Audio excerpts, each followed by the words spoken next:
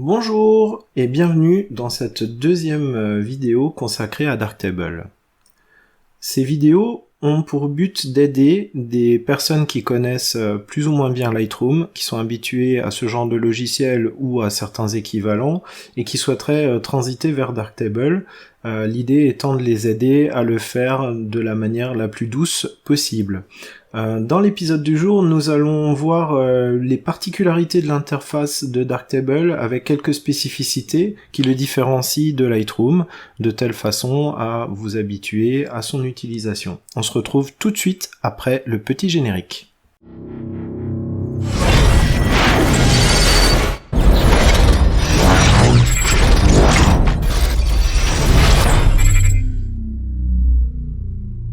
Ok, donc nous voici dans l'interface de Darktable après avoir importé des images et nous sommes donc dans la table lumineuse. On le voit ici, c'est écrit en blanc, le reste est écrit en gris clair. Donc vous voyez que vous avez les différentes images que vous venez d'importer. Vous voyez aussi là en dessous, contrairement à Lightroom, une frise chronologique. Sur Lightroom, vous auriez ce qu'ils appellent le film strip ou une pellicule où on retrouve les miniatures de toutes les images. Ici, on n'a pas ça, on a cette frise chronologique qui va nous indiquer à quelle période les photos ont été prises et on va pouvoir comme ça sélectionner des plages de période et voir les photos qui correspondent à ces dates de prise de vue. C'est une autre approche, elle n'est pas inintéressante. Maintenant, pour faire du tri d'images, c'est pas forcément l'interface la plus sympa, mais ne vous inquiétez pas, Darktable a pensé à tout. Il suffit d'appuyer sur la touche X de votre clavier pour changer votre mode et vous passez en mode de tri d'images. Et ici on retrouve effectivement en bas nos petites miniatures d'images. On va pouvoir passer d'une à une autre en utilisant la flèche droite et la flèche gauche de notre clavier comme dans Lightroom.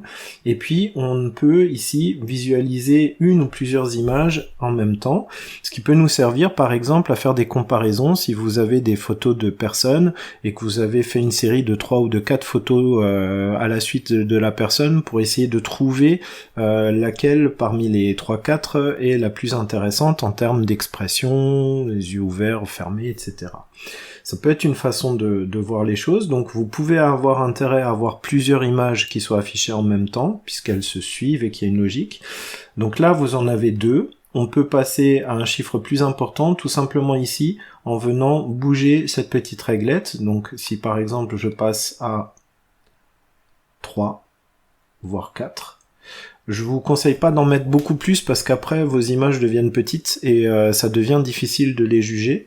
Mais voilà, on peut aller jusqu'à des séries de 4 qu'on peut faire apparaître en même temps et comme ça décider laquelle est la plus intéressante. Ou si on a comme ici des images qui n'ont rien à voir les unes avec les autres, simplement passer à 1 et avoir une seule image à la fois dans notre écran. Voilà. Donc ici, on va pouvoir juger si notre photo, elle est pas complètement floue, si elle est pas surexposée, sous-exposée, si le sujet est intéressant, etc.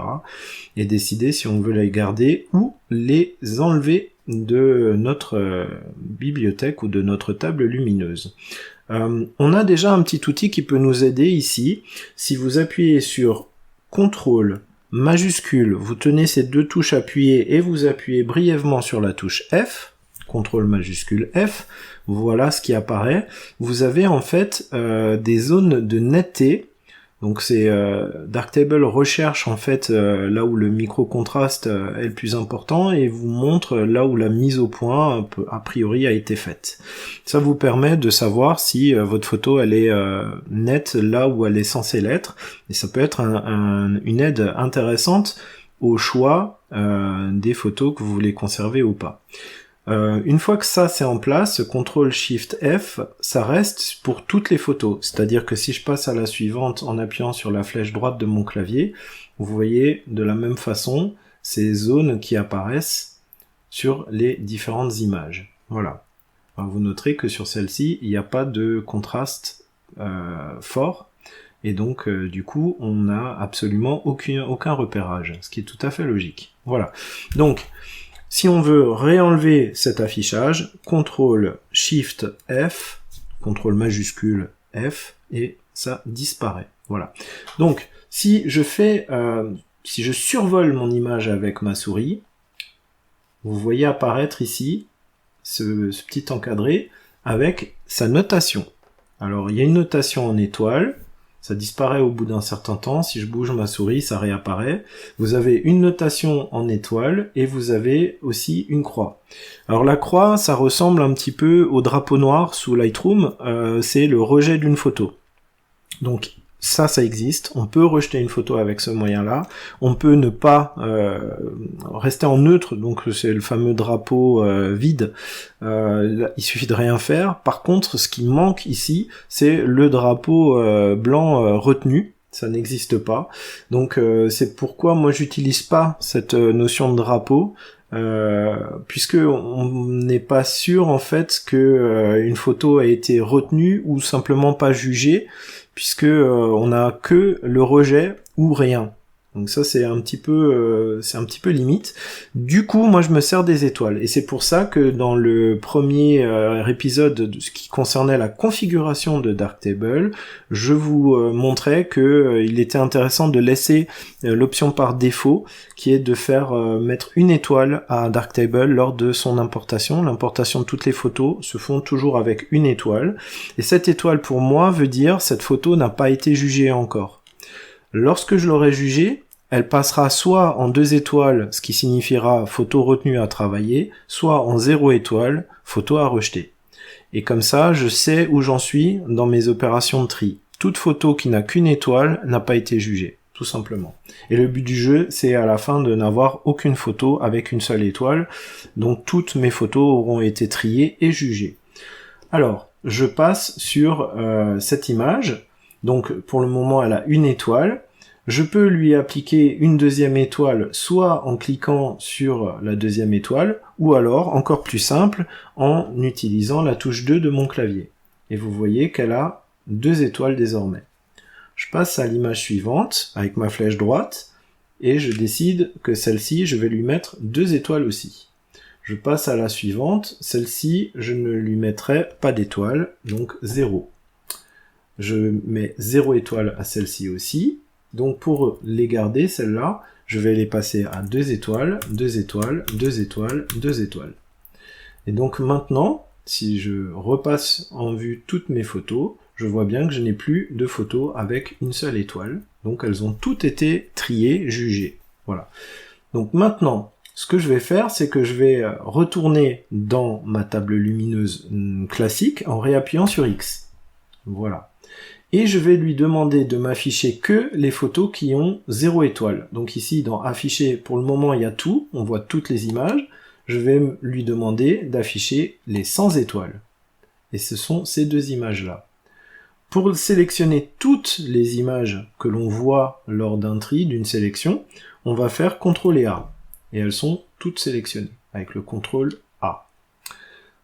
Je vais sur Image sélectionnée, ici, et j'ai le choix entre enlever ou poubelle. Et là, c'est un peu comme dans Lightroom, c'est-à-dire que dans Lightroom, vous pouvez retirer une image du catalogue sans l'enlever de son emplacement sur le disque dur, ou carrément la dégager également du disque dur. Et bien là, c'est pareil. Enlever, c'est retirer simplement de la table lumineuse, mais l'original reste sur le disque dur là où il est. Poubelle, ça va retirer de la table lumineuse et en même temps envoyer le fichier RAW vers la poubelle de votre système. Donc ici, je vais faire simplement enlever. Il me demande si je suis d'accord, si je suis sûr, je dis oui, et ça dégage. Par contre, du coup, je n'ai plus de photos. C'est normal, puisque je n'affiche ici que les photos sans étoiles, et il n'y en a plus, je viens de les retirer. Donc je reclique ici, je redemande tout, et je vais avoir toutes mes photos. Si je veux vérifier que je n'ai plus de photos en attente de jugement, je peux simplement dire afficher les photos avec une étoile. Alors là, vous voyez qu'il y a un signe supérieur ou égal à une étoile, donc les 2, 3, 4 et 5 étoiles apparaîtront aussi. Il suffit que je change ça en un égal strict, donc que les photos qui ont une étoile, et il n'y a effectivement plus de photos en attente de tri. J'ai fait mon boulot. Donc je vais retourner sur tout. Voilà.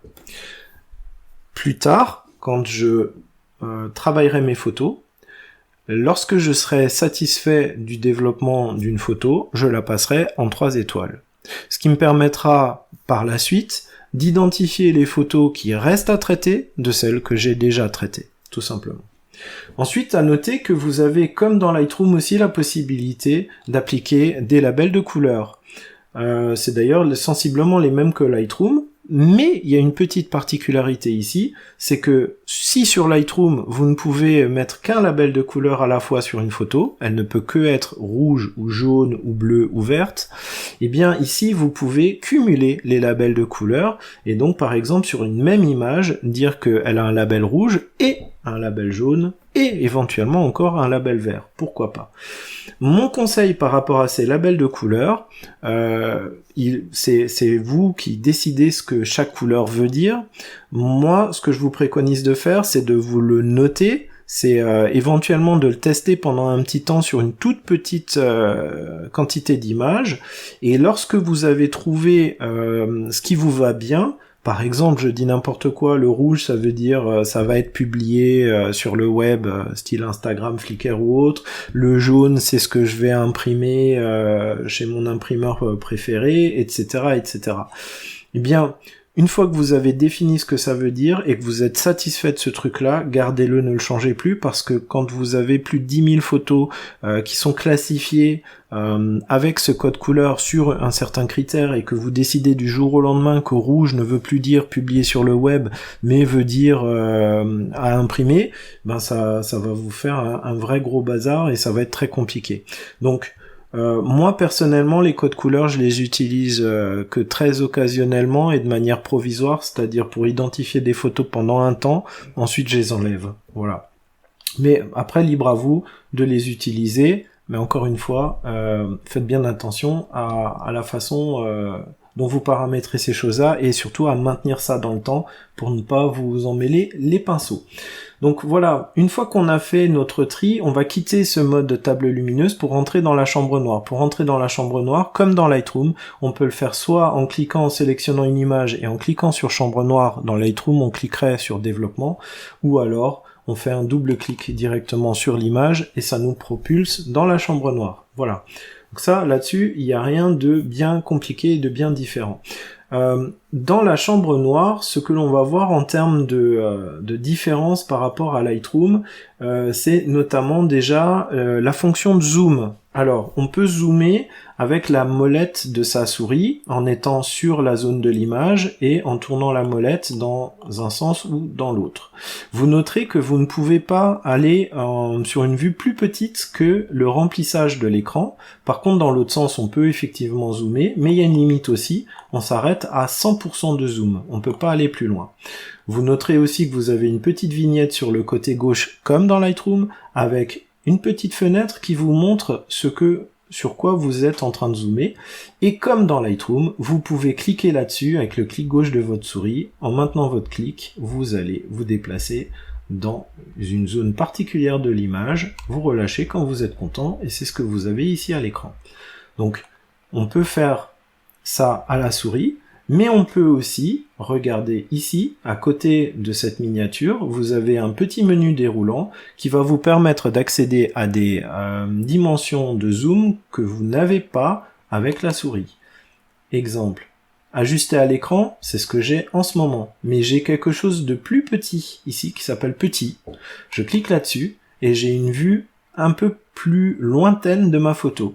À quoi ça va me servir? Ça va me servir par exemple à utiliser des outils qui dépassent du cadre de la photo, comme par exemple l'outil vignettage. Pour avoir une transition douce, je peux faire en sorte que la transition s'arrête quelque part par ici, et du coup c'est intéressant de pouvoir encore réduire mon image. Dans l'autre sens, je peux aller au-delà de 100%, puisque j'ai encore un créneau à 200, à 400, à 800 et même jusqu'à 1600 ISO. Ces créneaux-là, ces tailles de zoom, ne sont pas accessibles à la molette de souris, il faut bien aller ici pour les sélectionner, pour pouvoir les avoir. Par contre, après, avec la molette de souris, je peux rediminuer pour revenir à ma vue plein écran. Ok? Voilà, ça c'était par rapport aux différents zooms. Autre chose qui est intéressant à voir, c'est au niveau des menus ici. Donc, je vous renvoie à nouveau à la vidéo numéro 1 configuration de Darktable où vous verrez que je vous ai montré comment définir ces menus, ces onglets de modules avec le contenu des modules. À vous de voir si la proposition que je vous fais vous convient ou si vous souhaitez la modifier à votre main, vous faites comme vous le souhaitez. Par contre, l'ordre des modules à l'intérieur d'un onglet est défini par le logiciel, c'est pas vous qui le choisissez. Alors il y a un moyen de bouger les menus, mais je vous le déconseille fortement parce que la conséquence c'est aussi de changer dans le pipeline, c'est-à-dire dans l'ordre des opérations calculatoires de Darktable, l'ordre dans lequel il va appliquer les différents modules, et ça peut avoir des conséquences assez dramatiques sur vos images. Donc je vous déconseille de faire ça. Malheureusement, il faut s'habituer un petit peu à retrouver ces petits parce que c'est pas forcément toujours dans l'ordre où vous souhaiteriez les trouver. Déjà, à la base, si Lightroom travaille du haut vers le bas, ici on est un peu à la Photoshop, on imagine qu'on a des calques qui se superposent et donc on travaille du bas vers le haut. Ça paraît un peu, voilà. Si déjà vous avez retenu cette façon de voir le process, vous avez déjà gagné un peu. Maintenant, c'est pas encore toujours l'idéal dans l'ordre des choses. Mais c'est pas bien grave. On va y arriver quand même. Alors, ce que je veux vous montrer, c'est quand on rentre dans un des modules. Prenons par exemple le module exposition. Voilà. Alors, quand il est actif, vous voyez que le petit interrupteur devant est blanc. Quand il est inactif, il est grisé. Donc ici, il est grisé. Ça veut dire qu'il n'y a aucune correction d'exposition. Ce module ne fonctionne pas pour l'instant sur cette image. Donc je vais l'ouvrir. Ça ne l'active toujours pas pour l'instant. Ça commencera à l'activer à partir du moment où je changerai quelque chose dans les réglettes. Ce que je voulais vous montrer, c'est les 4 façons qui existent dans Darktable pour modifier ce réglage de réglettes. Alors la façon la plus classique, on va dire, qu'on connaît bien aussi sous Lightroom, c'est tout simplement de venir cliquer avec le clic gauche sur le petit triangle ici, on le maintient le clic, et on se décale vers la droite pour éclaircir, ou vers la gauche pour assombrir. Jusque là, tout va bien. Pour remettre à zéro, ou remettre à l'état initial plus exactement ce curseur, sous Lightroom, ce qu'il fallait faire, c'était double-cliquer sur le nom de la fonction. Ici, vous double-cliquez simplement sur la réglette, n'importe où. Sur la réglette, vous faites un double-clic, et ça va vous remettre à l'état initial. En l'occurrence ici, c'est 0. En fonction des réglages, c'est pas forcément 0. On le voit d'ailleurs par exemple sur la réglette suivante, l'état initial c'est 0,01, je peux changer ce réglage, je double-clique sur la réglette et il me ramène pas à 0 mais à 0,01, c'était l'état initial. Ok ? Donc on peut cliquer sur le petit triangle, l'emmener en maintenant le clic jusqu'où on veut et relâcher. On peut aussi directement cliquer sur une zone de la réglette. Par exemple ici, je fais un clic gauche et ça m'amène directement mon petit triangle à cet endroit-là. D'accord ? Et puis partant de là, je peux de nouveau faire de l'ajustement fin si je veux. Ok. Ça, c'est une méthode. Une autre méthode, c'est d'utiliser la molette de votre souris. Et vous vous mettez en fait n'importe où sur la réglette. Ça n'a aucune importance. Il faut simplement survoler la réglette que l'on veut modifier, pour qu'il sache qu'est-ce que je veux changer. Donc ici, je suis au-dessus de la réglette qui touche l'exposition, et je vais toucher la roulette, faire rouler la molette, de ma souris. Donc vers moi, ça diminue, et dans l'autre sens, à l'opposé, ça remonte l'exposition. Alors vous voyez qu'on avance par cran, et en l'occurrence ici, à chaque petite rotation, chaque cran de ma molette me fait avancer de 0,02 IL. Alors si on veut avancer plus vite, on a la possibilité d'appuyer sur la touche Shift, et au lieu d'avancer de 0,02, j'avancerai de 0,2, donc 10 fois plus vite. Hop, je suis à 80, hop, je suis à 1 IL, hop, à 1,2, etc. Et dans l'autre sens, c'est pareil. Donc ça, c'est en appuyant sur la touche Shift, en maintenant cette touche appuyée en même temps en déplaçant la molette de la souris. Et si je veux faire un déplacement très fin, donc 10 fois moins rapide, j'appuie sur CTRL et vous voyez que il faut beaucoup tourner la molette pour faire des petits ajustements et avancer finement. Donc on peut combiner ces méthodes, se déplacer vite jusqu'à un endroit avec Shift, ensuite peut-être un peu plus doucement en appuyant sur rien du tout, et puis ensuite très très précisément en appuyant sur CTRL. Voilà le principe. Je double-clique et je reviens là. Donc ici, on vient de voir la deuxième façon. La première, je rappelle, c'était clic gauche de souris sur le triangle, on l'emmène où on veut, ou on clique gauche une fois sur la zone de la réglette pour que le triangle se déplace directement là-bas. La deuxième méthode, c'est je survole ma réglette et avec ma molette de souris, je vais faire bouger mon triangle. Alors, avec CTRL et SHIFT, CTRL pour être précis, SHIFT pour être très rapide et rien du tout pour être à vitesse normale. Ça, ce sont mes deux premières méthodes. Ensuite, on va rentrer dans les deux suivantes. La méthode 3 et 4 implique la même chose au départ, à savoir un clic droit sur la réglette, n'importe où. Je fais un clic droit et j'ai ceci qui apparaît. Alors ici, j'ai deux façons de faire. La première, c'est de travailler au clavier. Donc je peux rentrer par exemple une valeur de moins 0,5 IL. Donc je rentre moins 0,5 et j'appuie sur Entrée. Et je viens de mettre une correction négative de 0,5 IL.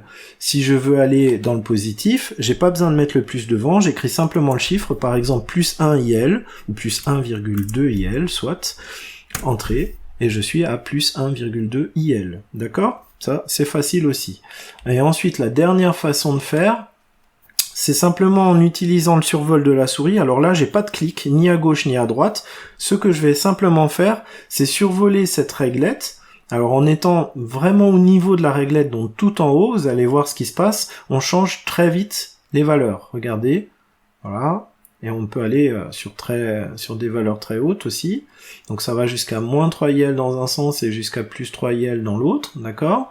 Donc ici, si je bouge un tout petit peu, vous voyez que mes valeurs bougent beaucoup. Par contre, si je veux faire évoluer ces valeurs plus doucement, tout ce que j'ai à faire, c'est en fait descendre verticalement. Et à partir du moment où je suis plus bas, vous voyez que quand je fais une amplitude vers la droite ou vers la gauche, eh bien je change mes valeurs beaucoup plus doucement. Donc on va pouvoir en fait cumuler les deux choses pour faire des réglages fins ou des réglages grossiers en fonction de l'altitude de votre souris. Et une fois que vous êtes content de la valeur que vous avez, vous faites simplement un clic gauche et votre valeur s'inscrit ici. Tout simplement. Voilà. Donc ça, c'était la quatrième méthode. Et pour l'exposition, il y a en option une cinquième méthode. Alors celle-ci ne fonctionne que pour l'exposition, pas pour les autres modules. Par contre, dans tous les autres modules, partout où il y a des réglettes, vous pourrez utiliser les 4 méthodes que je viens d'énoncer. La cinquième méthode pour l'exposition, c'est de travailler avec l'histogramme. Comme avec Lightroom, vous avez cette possibilité-là, sauf que, contrairement à Lightroom, au lieu de travailler sur 4 zones, ici on ne peut travailler que sur 2. On a la zone exposition, celle-ci là, et on a la zone correction du niveau de noir. Donc la zone d'exposition concerne en fait sur l'histogramme les 3/4 de l'histogramme en partant de la droite, donc du plus clair, jusque on va dire au ton sombre, et puis la zone pour correction du niveau de noir, c'est le dernier quart de l'histogramme le plus à gauche. Donc on va monter, et vous voyez, dès que j'ai mis ma souris sur l'histogramme, j'ai une zone grisée qui apparaît et qui me montre ces 3/4 d'histogramme qui sont concernés par l'exposition. Et si je vais à gauche, je vais avoir ce dernier quart qui concerne, pour le coup, la correction du niveau de noir. Donc je me remets côté exposition. Alors, regardez à la fois ce qui se passe au niveau de l'histogramme, ce qui se passe au niveau de l'image et ce qui va se passer au niveau du curseur ici.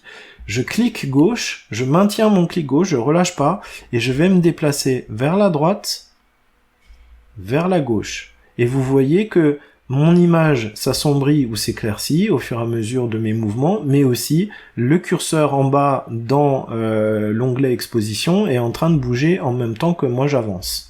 D'accord? Donc là, on le fait au niveau de l'exposition. On peut aller faire ça pour la correction du noir. Vous verrez que c'est ce curseur ici qui va bouger en parallèle. On est parti.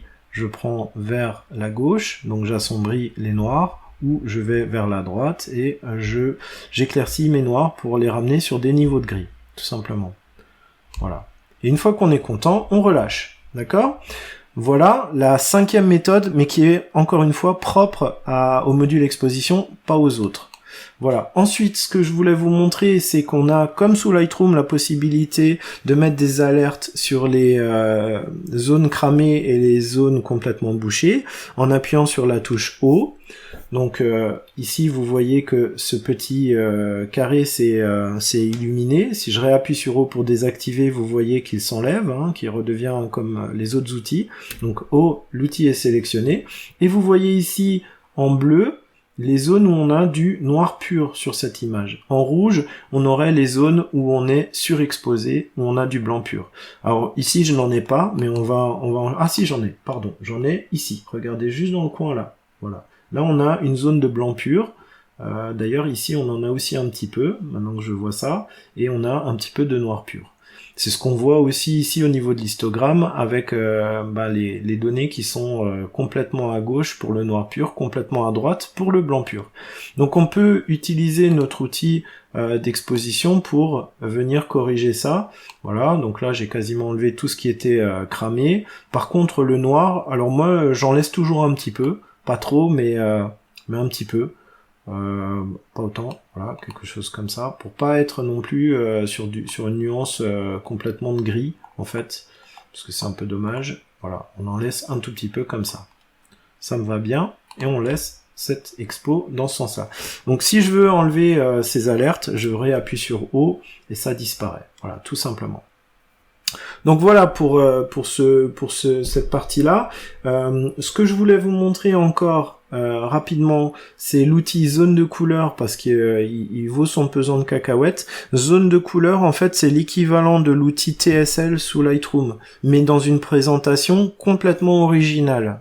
Ça va un peu dégommer. Sous Lightroom, vous avez l'habitude d'avoir vos réglettes pour les différentes couleurs de base, et vous faites varier la teinte, la saturation et la luminosité de chacune de ces couleurs de base. Et bien ici, regardez, on va rentrer dans le module, bim, ah, c'est différent, effectivement, c'est assez surprenant, on n'a pas de réglette ici, mais vous verrez, cette présentation, même si elle est déstabilisante au début, elle est assez pratique et fonctionnelle dans la vraie vie. Donc on retrouve la teinte, la saturation et la clarté. Vous notez aussi qu'à chaque fois que je change de sujet, la présentation évolue un petit peu, et c'est logique. Alors on va commencer par la teinte, et on va dire que on souhaiterait que ce rose ici soit un petit peu plus rouge. Donc je vais prendre ma pipette ici, je vais sélectionner ma couleur rose-rouge ici, là, on va peut-être prendre celle-là, et vous voyez qu'apparaît sur mon graphe une barre verticale qui me montre où se situe cette couleur dans cette présentation graphique.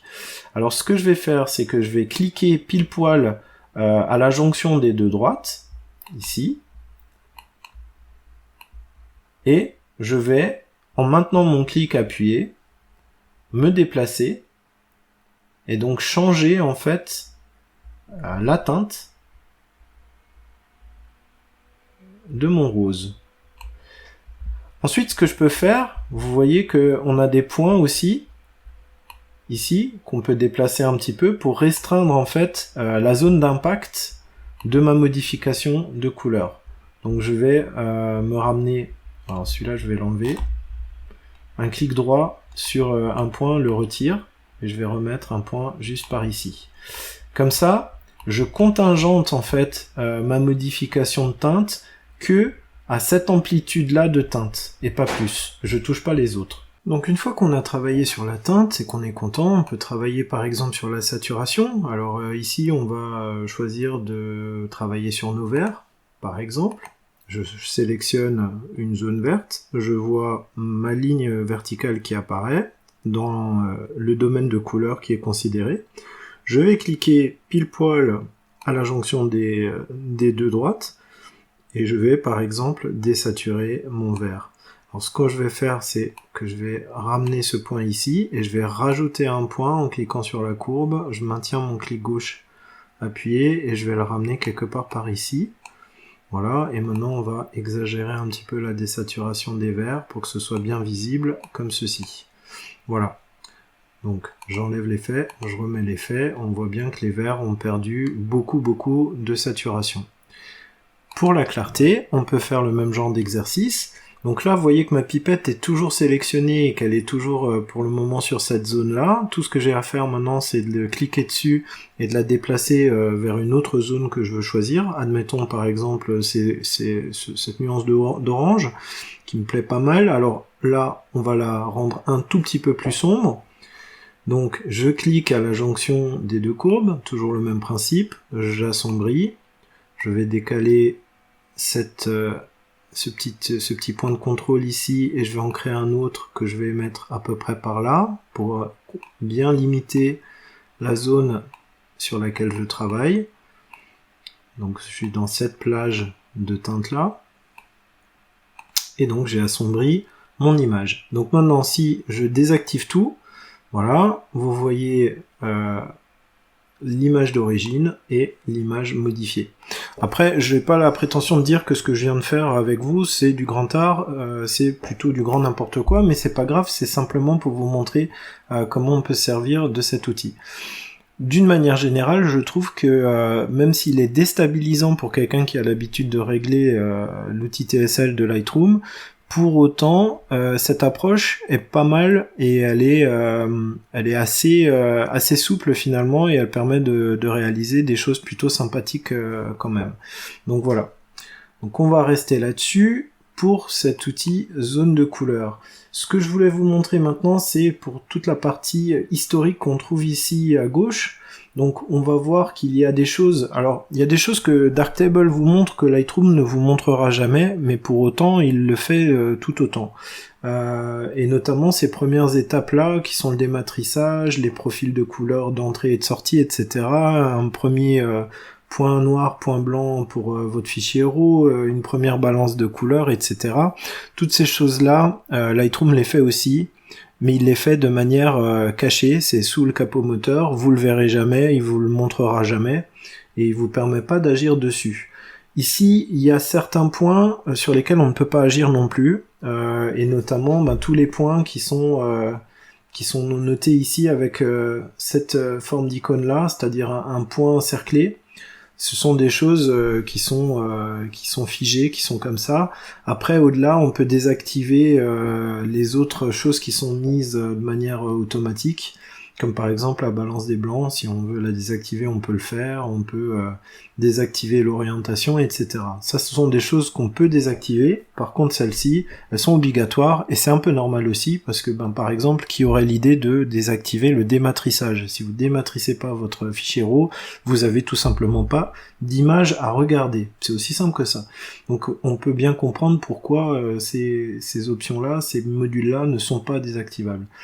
Pour autant, est-ce que c'est réellement nécessaire de les montrer? Moi, personnellement, je préférerais que Darktable vous laisse dans ses menus la possibilité de cacher ou pas ces différentes choses, puisque au final, ça nous intéresse pas forcément. Ça peut, pour des gens qui veulent rentrer dans la technique, mais pour quelqu'un qui veut simplement sortir ses photos, bon, voilà.